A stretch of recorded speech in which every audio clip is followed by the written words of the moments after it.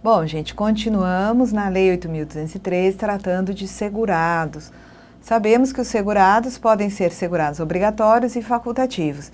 E eis aí, mais uma vez, né, as categorias de segurados obrigatórios. Empregado, empregado doméstico, individual, avulso e especial. Só que nessa primeira parte da aula eu quero mostrar algumas disposições, tá, importantes que vocês encontram nos parágrafos aí do artigo 11 da Lei 8.213. Primeira disposição importante. Quando eu tenho uma pessoa que exerce mais de uma atividade ao mesmo tempo, ela vai se filiar em relação a todas essas atividades. Então, vamos dizer que um senhor, ele trabalhe como motorista de um carro de uma empresa durante o dia e à noite ele trabalhe como taxista, tá? Ele vai ser filiado relativamente às duas atividades, tá? Então, todo aquele que exercer concomitantemente mais de uma atividade remunerada, sujeita à filiação, tá? Sujeita ao regime geral, tá? De previdência, ele vai ser obrigatoriamente filiado em relação a cada uma delas. Então, o indivíduo exerce mais de uma atividade remunerada, sujeita ao regime geral, ele vai ser filiado tendo em vista a atividade 1, tendo em vista a atividade 2. Aí a pergunta é, ele vai ter duas aposentadorias? Não, minha gente. Tá? Você deve aprender a seguinte regra. No regime geral, a aposentadoria não tem plural. Então, quantas forem as atividades no âmbito do regime geral que determine a filiação obrigatória, o INSS vai conceder a esse indivíduo uma aposentadoria só. Mas essa única aposentadoria vai levar em conta as remunerações das várias atividades, limitada essa remuneração ao teto, tá? Se juntando todas as atividades que o indivíduo exerce, ele ganha 10 mil reais, ele vai contribuir, tendo em vista todas as atividades, somente sobre 4.157, que é o teto, e a Previdência vai lhe devolver uma aposentadoria que vai ter como valor máximo o teto, tá? Muito bem. Outra coisa importante.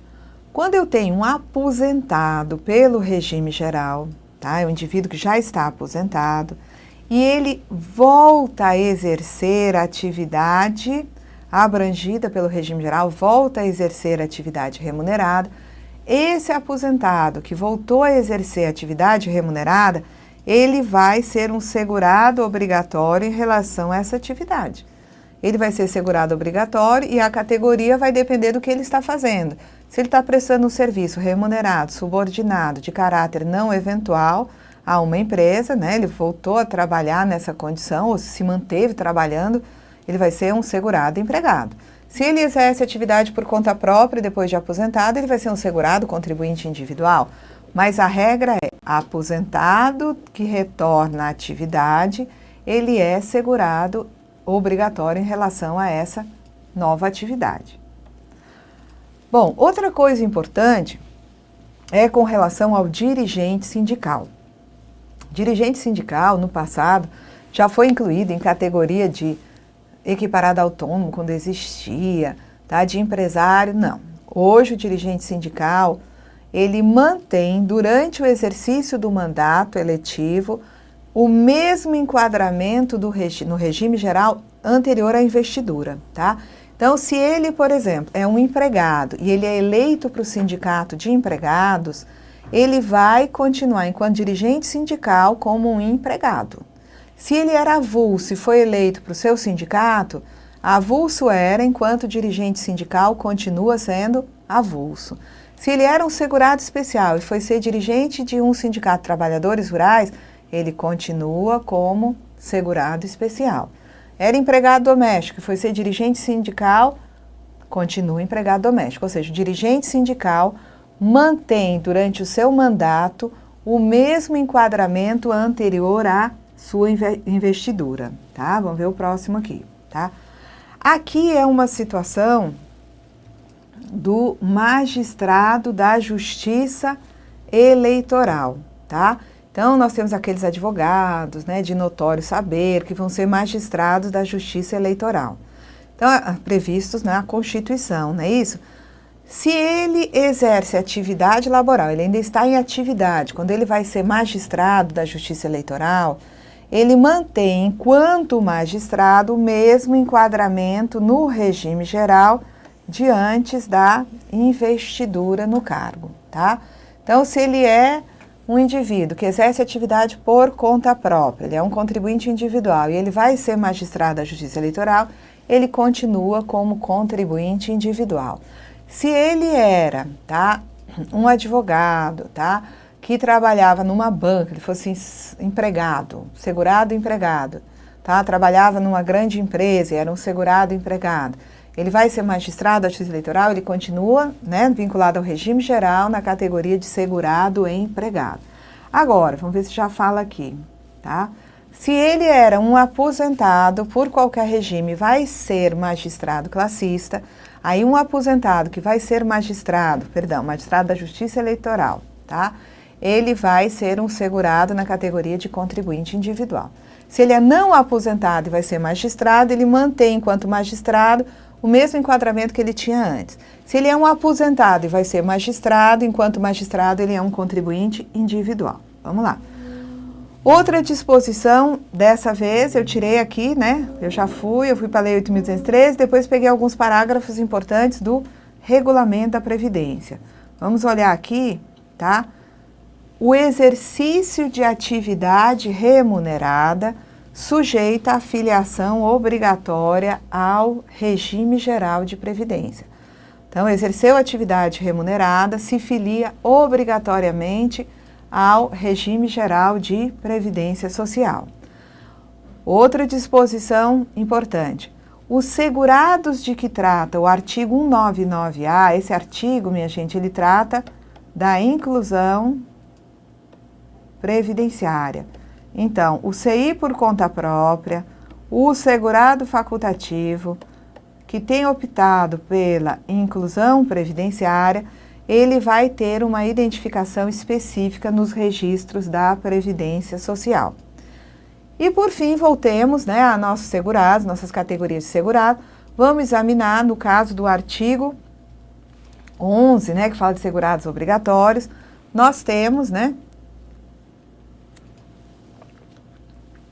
segurados incluídos na categoria de empregado doméstico. Considera-se empregado doméstico aquela pessoa física que presta serviço de natureza contínua. E ele presta serviço à pessoa ou família no âmbito residencial dessa pessoa, dessa família, em atividades sem fins lucrativos. Então, empregado doméstico é aquela pessoa que presta serviço no âmbito residencial a uma pessoa, uma família, eu chamo essa pessoa, essa família de empregador doméstico. Esses serviços, eles são contínuos, tá? E tem que ser em atividades sem fins lucrativos.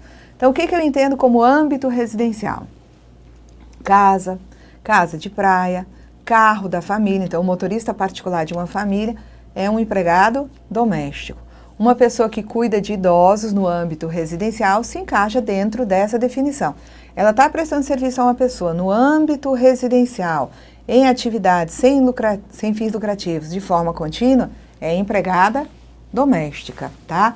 Então, nessa categoria eu posso encontrar caseiro, babá, cozinheiro, copeira, mordomo, governanta, motorista particular, eu já disse, né? A questão também de cuidadores de idosos, de crianças, né? Crianças com problemas, crianças autistas, por exemplo. Tenho também a questão, tá? Do piloto de helicóptero, aquele helicóptero que pega a família, tá? Na cobertura ou no jardim de casa e leva as crianças para a escola, né? A senhora da família, né? Para o shopping, enfim. Está atendendo sua família? É contratado pela família e ele, né? Então, está no âmbito residencial. Aquele helicóptero que pousa no jardim, tá? É uma continuidade do âmbito residencial. Esse piloto de helicóptero é um empregado doméstico. Assim como seria empregado doméstico, um piloto de avião que atendesse a uma pessoa, a uma família, em atividades sem fins lucrativos de forma contínua. O jato particular é uma continuidade do âmbito residencial, o piloto vai ser empregado doméstico. A questão da atividade sem fins lucrativos, tá?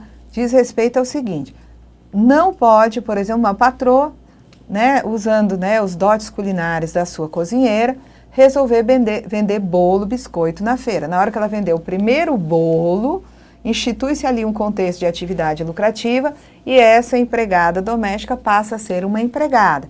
E a patroa, até então empregadora doméstica, passa a ser uma contribuinte individual equiparada à empresa. Aí vocês devem estar de olho nisso aqui, natureza contínua. Poxa vida, o que é natureza contínua? Tá? A Justiça do Trabalho entende que 3 vezes ou mais por semana caracteriza continuidade. A Previdência, nas suas normas, define o que é natureza contínua ou não contínua? Não, então não vai ser você que no concurso vai ter que definir o que é natureza contínua ou não contínua. Então, no caso, tá, a Instrução Normativa 45 nos diz o seguinte, que é assegurado na categoria de empregado doméstico, conforme o inciso 2 do artigo 9º do regulamento, aquele que presta serviços de natureza contínua, mediante remuneração, à pessoa ou família, no âmbito residencial dessa pessoa, dessa família, em atividades sem fins lucrativos. A partir da competência, abril de 1973, em decorrência da vigência do Decreto 71.885, de 9 de março de 1973, que regulamentou a Lei 5.859, de 11 de dezembro de 72, ok? Com relação ao empregado doméstico, nós temos como um assunto, assim, né, bem importante, a mudança promovida na Constituição Federal pela Emenda Constitucional número 72, tá? Que é de abril de 2013. O que essa emenda faz?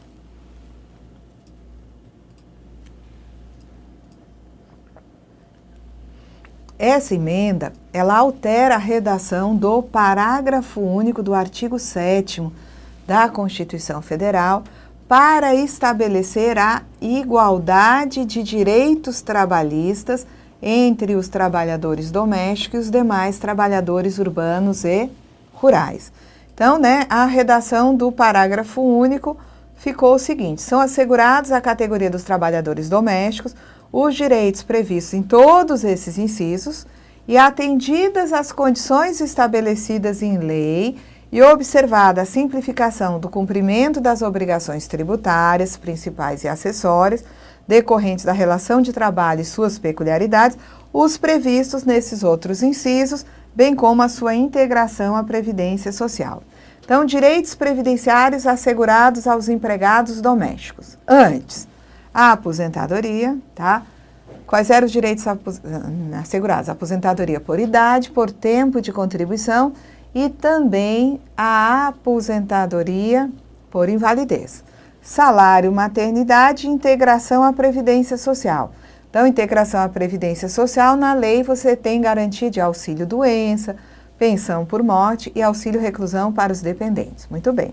Hoje, tá? Hoje, há aposentadorias, todas elas, a aposentadoria por idade, tempo de contribuição, continua. A aposentadoria por invalidez, antes só tinha garantia da aposentadoria por invalidez previdenciária ou comum. Quando regulamentada a questão do acidente de trabalho para o empregado doméstico, esse empregado doméstico vai ter direito à aposentadoria por invalidez, tanto a previdenciária ou comum, quanto a aposentadoria por invalidez acidentária. Continua com direito ao salário maternidade, integração à Previdência Social e, tá, esperando regulamentação, aguarda o empregado doméstico, tá, a lei que defina o direito às cotas de salário família, tendo em vista os filhos ou equiparados a filhos. Tá? Então, o empregado doméstico de baixa renda, desde que regulamentado esse direito, vai ter direito também, desde que de baixa renda, a receber salário família. Outro direito que aguarda regulamentação é o direito à proteção acidentária. Vai se estender ao empregador doméstico a obrigatoriedade de pagar a contribuição a título de seguro contra acidente de trabalho, de modo que, a partir dessa regulamentação, o empregado doméstico vai ter cobertura acidentária. Qual é a leitura que eu faço de cobertura acidentária? Além da aposentadoria por invalidez comum, ele vai ter a aposentadoria por invalidez acidentária. Além do auxílio-doença comum, ele vai ter direito ao auxílio-doença acidentário. Vai ter a sua família, além da pensão por morte comum, a pensão por morte acidentária. Vai ter o empregado doméstico, em caso de redução da capacidade laboral provocada por acidente de trabalho, ele vai ter direito ao auxílio-acidente de qualquer natureza. Mas, né, nós temos aqui situações que aguardam regulamentação. Então, é provável que quando eu vá falar do salário família, já tenha saído a regulamentação, aí eu vou falar da extensão do direito ao segurado doméstico, como é que vai acontecer, tá bom? Bom, nós temos aqui, tá, na Lei 8.213, 2 dispositivos que foram revogados, tá? Quais eram as categorias de segurados que a gente tinha antes? Antes nós tínhamos aqui a questão, tá, dos autônomos, equiparados autônomos e empresários. A categoria de autônomo, equiparado, autônomo e empresário passou a fazer parte de uma única categoria, que é a do contribuinte individual. E é do contribuinte individual que nós vamos começar a falar agora. No caso da Lei 8.213, ela nos diz o seguinte, que são considerados segurados obrigatórios da Previdência Social as seguintes pessoas físicas. Como contribuinte individual, a pessoa física proprietária ou não, que explora a atividade agropecuária a qualquer título, em caráter permanente ou temporário, em área superior a 4 módulos fiscais. Então, aquele produtor pessoa física, tá? Aquela pessoa física, proprietária ou não, que explora a atividade agropecuária a qualquer título, em caráter permanente ou temporário, numa área de terra superior a 4 módulos fiscais, é considerada como contribuinte individual. Agora, quando esse produtor rural explorar a atividade agropecuária em área igual ou inferior a 4 módulos fiscais, tá? Ou explorar atividade pesqueira, se ele tiver auxílio de empregados ou por intermédio de prepostos, tá? Ele vai ser considerado contribuinte individual. Então, vamos lá. Produtor rural, pessoa física, que exerce atividade agropecuária em área superior a 4 módulos rurais, tá? Segurado, 4 módulos rurais, não, 4 módulos fiscais. Módulo rural é diferente, desculpe. A 4 módulos fiscais, esse indivíduo vai ser um contribuinte individual. Mas se for um produtor rural, pessoa física, que exerce atividade em área inferior a 4 módulos fiscais. Qual é o problema? O problema é que quando a área de terra é inferior a 4 módulos fiscais, esse produtor rural, pessoa física, pode ser contribuinte individual, mas ele pode também ser um segurado especial, tá? Então, vamos entender aqui. Se ele tem empregados, se o produtor pessoa física exerce atividade em área, né, inferior a 4 módulos fiscais, mas, ou inferior ou igual a 4 módulos fiscais, e ele tem empregados e são empregados permanentes, contribuinte individual. Se esse produtor pessoa física exerce atividade, tá, em área igual, né, ou inferior a 4 módulos fiscais e ele não tem empregado nenhum, segurado especial. Se ele exerce atividade em área igual ou inferior a 4 módulos fiscais e ele tem empregados, mas não são permanentes, segurado especial. E afinal, o que é um empregado permanente? A lei diz o seguinte, que se um produtor rural ele desembolsar mais do que 120 diárias por ano, tá? Ele vai ser contribuinte individual. Se ele em área, né, até 4 módulos fiscais, desembolsar até 120 diárias por ano, eu vou dizer que ele tem empregados, mas não permanentes, e que ele pode ser, então, segurado especial. Então, aqui eu tenho alguns limitadores, vocês estão vendo. Área de terra com mais de 4 módulos fiscais, o produtor vai ser contribuinte individual. Área de terra até 4 módulos fiscais, tá? Se tiver empregado permanente, contribuinte individual. Se não tem nenhum empregado, segurado especial. Mas se tem empregados, aí eu tenho que fazer a leitura se esses empregados são permanentes ou não. Empregado permanente, contribuinte individual. Empregado não permanente, segurado especial. E quando é que eu entendo que são empregados, mas, contrata empregados, mas não permanentes? Quando o produtor, ele desembolsa até 120 diárias por ano. E depois a gente vai explorar isso com mais detalhe, tá bom? Também o pescador, se é um pescador que tem empregados permanentes, ele vai ser considerado um contribuinte individual. E o que se tem aqui de novidade? A questão dos prepostos. Quando o produtor explora a atividade agropecuária através de prepostos, ele vai ser um contribuinte individual. Mas nunca poderia ser um segurado especial? Até poderia, a gente vai ver lá na frente. O que é preposto? Preposto é parceiro, preposto é meeiro. Então, se eu tenho um indivíduo que ele tem área de terra, tá, onde se explora a atividade rural, mas ele explora através de parceiros, ele vai ser um contribuinte individual. Mas existe uma hipótese que a gente vai examinar, que mesmo explorando a terra, tá, e tendo um parceiro, esse indivíduo possa ser também considerado um segurado especial. Então, me aguardem. Então, foi produtor pessoa física, eu tenho que ficar sempre antenado. Produtor pessoa física pode ser contribuinte individual, pode ser um segurado especial, tá? E eu vou mapear bem direitinho quando a gente estiver examinando o segurado especial, quais são os limites de área de terra, de contratação de mão de obra, de utilização, de parceria, de contrato de parceria na terra, para definir até onde eu tenho segurado especial, a partir de onde eu vou ter um produtor rural contribuinte individual. Bom, também é considerado contribuinte individual a pessoa física, proprietária ou não, que explora a atividade de extração mineral, os garimpeiros, que explorem a atividade de extração mineral em caráter, pode ser permanente ou temporário, diretamente ou por intermédio de prepostos, parceiros, meeiros, com ou sem auxílio de empregados utilizados a qualquer título, ainda que de forma não contínua. Então, a regra aqui é o seguinte: foi garimpeiro, aí é um segurado na categoria de contribuinte individual. Ah, mas mesmo se ele trabalhar em regime de economia familiar, contribuinte individual. Mas o garimpeiro em regime de economia familiar se aposenta com 5 anos a menos na idade, igual os rurais. Sim, ele se aposenta com 5 anos a menos na idade, mas ele não é trabalhador rural, ele não é segurado especial. Garimpeiro, com ou sem empregados, que trabalha diretamente ou através de prepostos, ele é considerado contribuinte individual. Realmente, o garimpeiro, quando ele exerce atividade de regime de economia familiar, ele se aposenta por idade com 5 anos a menos, mas não quer dizer que ele que ele vai deixar de ser um individual, ele continua como contribuinte individual. Vamos lá. Também é contribuinte individual o religioso, ministro de confissão religiosa, membro de instituto de vida consagrada, congregação ou ordem religiosa. Então, o padre, o pastor, o pai de santo, o monge budista são considerados contribuintes individuais. Também é contribuinte individual, aqui é uma situação interessante.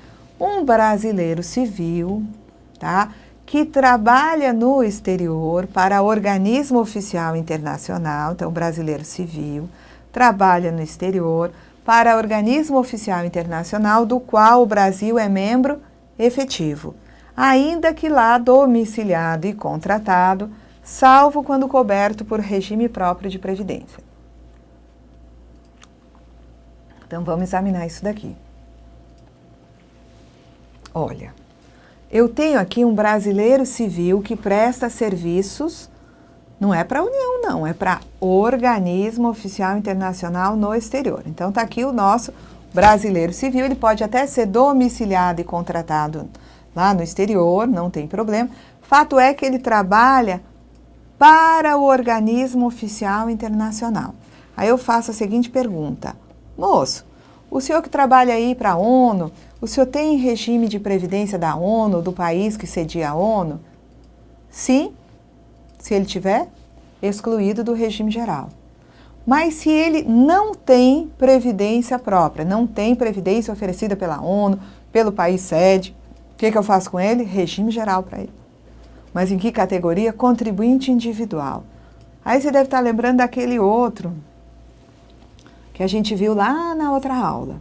Também é brasileiro civil, também está no exterior, tá? Também trabalha no organismo oficial internacional, mas ele trabalha para a União. Aí eu faço a pergunta, moço, o senhor tem regime próprio do organismo oficial internacional? Tem regime próprio? Não tenho. Se ele não tem, tá? Ele vem para o regime geral. Se ele dissesse que tinha regime próprio, é excluído do regime geral. Mas esse daqui está trabalhando para a União dentro do organismo oficial internacional e não tem regime próprio. Qual será o regime dele? Regime geral. Categoria segurado empregado, tá? Então, vamos ver a diferença de novo? Esse aqui trabalha para quem mesmo? Esse trabalha diretamente para o organismo oficial internacional. Se ele não tem regime próprio, ele vai ser um contribuinte individual. Ele é segurado no regime geral como contribuinte individual. E esse aqui trabalha onde mesmo? Para a União, para a representação brasileira lá dentro do organismo oficial internacional. Se ele não tiver regime próprio, regime geral para ele, categoria é de segurado empregado, tá bom? Também é contribuinte individual todo aquele grupo de gestores de empresa que no passado ocupava a categoria de segurados empresário. Não existe mais categoria de segurado empresário, mas ainda existe atividade de empresário, ainda existe atividade de gestor, de sócio, gerente de empresa, de diretor não empregado, e todos esses indivíduos que são gestores remunerados de empresas ou de associações são considerados segurados na categoria de contribuinte individual. Como a redação da Lei 8.213 é antiga, ainda se fala aqui de titular de firma individual, urbana ou rural, é o empresário individual, diretor não empregado, membro de conselho de administração de sociedade anônima, sócio solidário, sócio de indústria, que também não existe mais, sociedade de capital indústria, mas eu vou encontrar segurados que estão trabalhando há muito tempo e que eram, sócios de uma sociedade de capital indústria, eu vou ter que saber enquadrar. Então, sócio de indústria, sócio gerente e sócio cotista que recebam remuneração decorrente do seu trabalho nas sociedades limitadas, associado eleito para cargo de direção remunerada em cooperativa, associação entidade de qualquer natureza ou finalidade, síndico administrador eleito para exercer atividade de direção condominial, olha aqui, desde que recebam remuneração. Então, o indivíduo é sócio cotista de uma empresa, ponto. O que ele é perante a Previdência? Nada. Para ele ser um segurado obrigatório na categoria de contribuinte individual, ele tem que ser um sócio cotista que exerce atividade na empresa e receba a remuneração da empresa pelo seu trabalho. Senão, ele não é segurado obrigatório, tá certo? Então, vamos aqui ver o que mais que nós temos. Também é contribuinte individual aquele que presta serviço de natureza urbana ou rural em caráter eventual a uma ou mais empresas sem relação de emprego. Então, quem presta serviço de caráter eventual a uma ou mais empresas é um contribuinte individual. Também é contribuinte individual a pessoa física que exerce por conta própria a atividade econômica de natureza urbana com fins lucrativos ou não. Se a atividade é remunerada, tenha ele lucro ou não, esse indivíduo vai ser um segurado obrigatório. Ele exerce atividade por conta própria, então ele vai ser um segurado obrigatório na categoria de contribuinte individual. Por que aqui só tem urbana? Porque eu tenho que ter cuidado que quem exerce atividade por conta própria de natureza rural é um produtor rural. E quando se trata de produtor rural, ele pode sim ser um contribuinte individual, mas ele pode também ser um segurado especial, tá? E aqui nós vamos para o regulamento. Eu vou deixar as disposições do regulamento para a nossa próxima aula, tá? Então, até lá, gente.